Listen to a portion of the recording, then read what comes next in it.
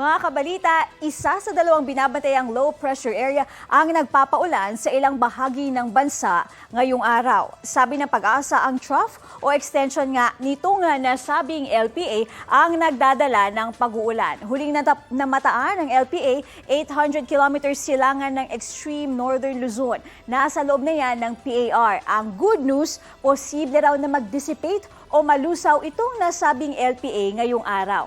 Ang isa sa binabantayan pang LPA, ito yan namataan naman yan, 1,850 kilometers silangan ng southeastern Luzon at nasa labas na ng PAR. Sa mga susunod na araw, posible rin itong pumasok sa PAR, sabi ng Pag-asa. May tsansa ang nabanggit na LPA na maging isang bagyo sa darating na weekend base sa wind forecast ng Metro Weather.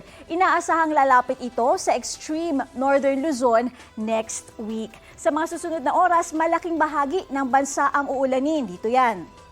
May nakikita kayong nagkukulay orange at red sa ilang lugar sa northern at southern Luzon, western Visayas at Mindanao base sa rainfall forecast ng Metro Weather. Ibig sabihin niyan, posible ang heavy to intense rain sa mga nasabing lugar na maaaring magdulot ng baha o landslide. Kaya dapat, mga kabalita, maging alerto ang mga residente. Asahan ding muli ang ulan ngayong araw dito naman sa Metro Manila. Ako po si Katrina Son. Iyan ang latest mula sa GMA Integrated News Weather Center. Maasahan, anuman ang panahon. Balita ko, may tututukan kayo tuwing 11 a.m. sa GTV. Alamin ang mahalagang balita at impormasyong dapat ninyong malaman sa Balita Ko tuwing Lunes hanggang Biyernes.